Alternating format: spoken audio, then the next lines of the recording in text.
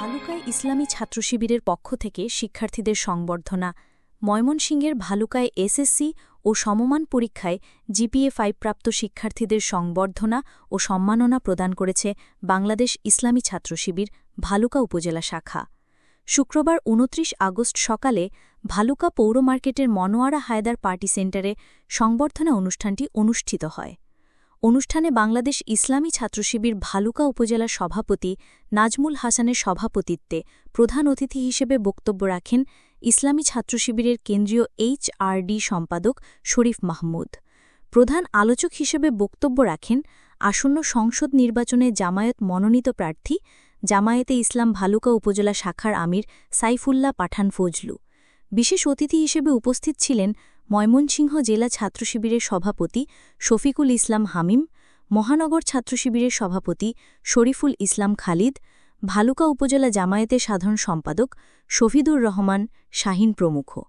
অনুষ্ঠানটি সঞ্চালনা করেন গণমাধ্যম ও মানবাধিকার কর্মী MAA মানিক। অনুষ্ঠান শেষে ২ শতাধিক জিপিএ-5 প্রাপ্ত শিক্ষার্থীদের হাতে সম্মাননা স্মারক তুলে দেওয়া হয়।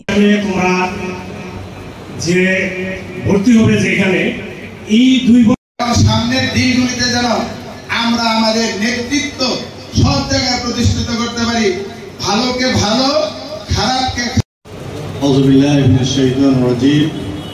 বিসমিল্লাহির রহমানির রহিম।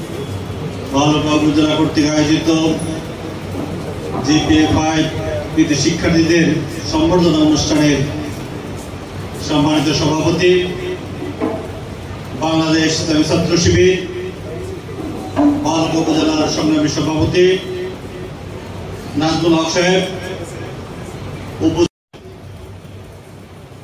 আজকের প্রধান অতিথি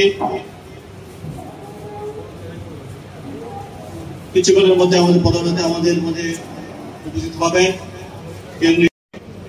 এই সম্বর্ধনা অনুষ্ঠানের প্রধান অতিথি থাকবেন।